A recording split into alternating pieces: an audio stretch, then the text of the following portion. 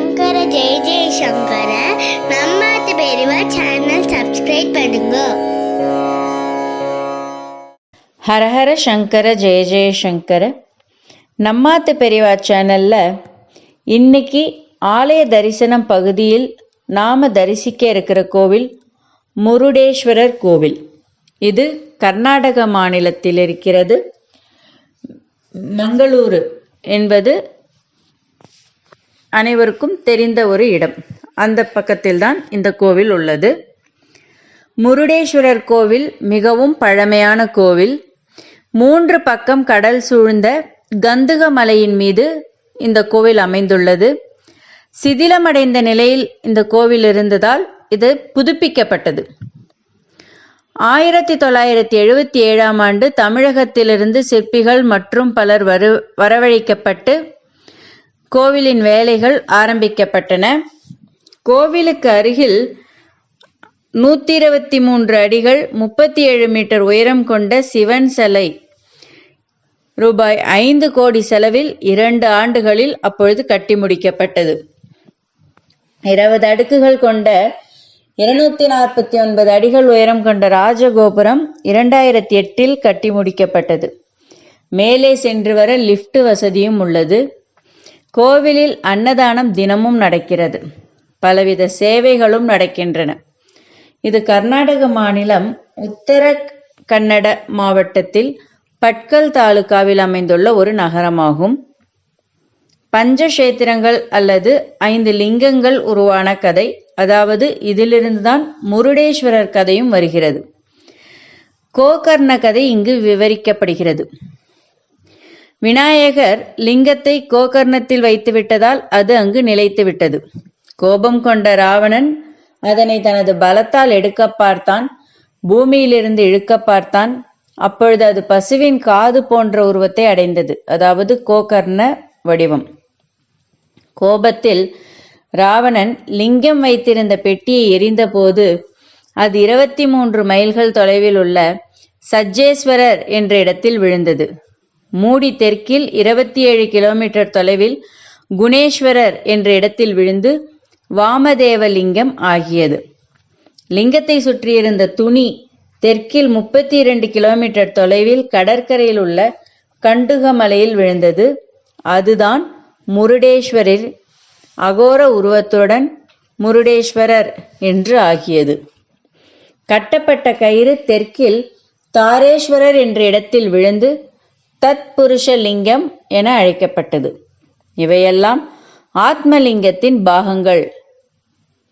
இவ்விவரங்களை வாயுவிடமிருந்து அறியப்பட்டதாக கூறப்படுகிறது.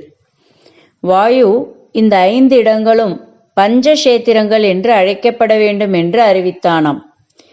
இந்த கதையை கூர்ந்து பார்த்தால் முதலில் இருந்த லிங்கம் உடைக்கப்பட்டது. அதன் பகுதிகள்தான் குறிப்பிடப்பட்ட இடங்களில் லிங்கமாக வழிபட்டு வருகின்றன என்று தெரிகிறது. ஏனெனில் பொதுவாக பின்னப்பட்ட அல்லது பெயர்த்தெடுக்கப்பட்ட லிங்கங்களை அப்படியே விட்டுவிடுவது வழக்கம். ஆனால் அவற்றிற்கு முக்கியத்துவம் கொடுத்து கோவில் கட்டி கும்பிடுகிறார்கள் என்றால் அதன் சிறப்பம்சமே வேறுதான். ஸ்தல வரலாறு. முருடேஸ்வரர் புராணம் மீண்டும் ராமாயணம் வயதிற்கு செல்கிறது. அதாவது ராமாயணத்திலிருந்துதான் இதனுடைய வரலாறும் வருகிறது. ராவணன் இலங்கையில் சிவனை பிரதிஷ்டை செய்து அனைத்து சக்திகளையும் பெற வேண்டும் என்பதற்காக சிவனின் ஆத்மலிங்கம் வேண்டும் என்று ஆசைப்பட்டு அதன் மூலமாக சக்தி மற்றும் அழியா வரம் பெற வேண்டும் என எண்ணினான். சிவனை நோக்கி தவம் இருந்தான். அவரது தவத்தை கண்டு மகிழ்ந்த சிவபெருமான் ஆத்மலிங்காவை ராவணனிடம் கொடுத்தார். அவர் தனது இலக்கை அடையும் வரை தரையில் வைக்க வேண்டாம் என ராவணனை எச்சரித்தார். இந்த சம்பவம் தெரிய வந்த நாரத முனி ஆத்மலிங்காவை கொண்டு ராவணன் அழியாவரம் பெற்று பூமியில் அழிவை உருவாக்க இயலும் என உணர்ந்தார். பின் அவர் விநாயகரை அணுகி ஆத்மலிங்கா இலங்கை அடைவதிலிருந்து தடுக்க வேண்டும் என கேட்டுக்கொண்டார். ராவணன் தவறாமல் ஒவ்வொரு நாளும் மாலை பிரார்த்தனை செய்யும் ஒரு சிறந்த பக்திமான் என்று தெரிந்த நாரத முனி, விநாயகர் இருவரும் சேர்ந்து ஒரு திட்டத்தை செயல்படுத்தினர். ராவணன் கோகர்ணா நெருங்குகிற போது விஷ்ணு தனது சுதர்சன சக்கரத்தை பயன்படுத்தி சூரிய ஒளியை மறைத்தார். எனவே அது மாலை என்று நினைத்து ராவன் மாலை சடங்குகளை செய்ய எண்ணம் கொண்டான். அப்பொழுது விநாயகர் ஒரு பிராமண சிறுவன் வேடத்தில் அங்கு தோன்றினார். ராவணன் தனது சடங்குகள் முடிந்து வரும் வரை ஆத்மலிங்காவை வைத்துக் கொள்ளுமாறு கேட்டார்.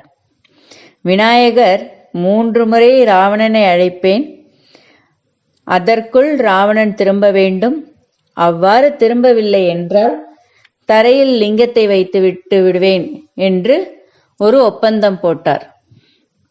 ராவணனும் அதற்கு ஒப்புக்கொண்டான். ராவணன் சடங்குகள் முடிந்து திரும்பி வருவதற்குள் விநாயகர் 3 முறை அழைத்து ராவணன் வரவில்லை என கூறி ஆத்மலிங்காவை கீழே வைத்து விட்டார். பின்னர் விஷ்ணு அவரது மாயையை நீக்க மீண்டும் பகல் வந்தது. ராவணன் தான் ஏமாற்றப்பட்டதை உணர்ந்து ஆத்மலிங்காவை பிடுங்கி அழிக்க முற்பட்டார். அவ்வாறே அதை பிடுங்கி துண்டுகளாக உடைத்து வீசினார். அதிலிருந்து தூக்கி எறியப்பட்ட ஒரு துண்டுதான் முருதேஸ்வரரில் உள்ளது.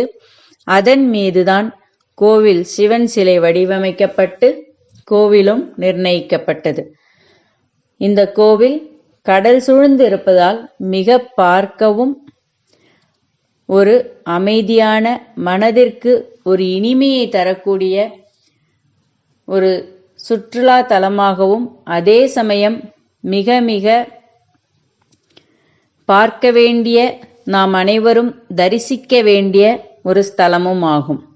அனைவரும் முருடேஸ்வரர் சென்று சிவனை தரிசித்து அவரது அருளை பெறுவோமாக.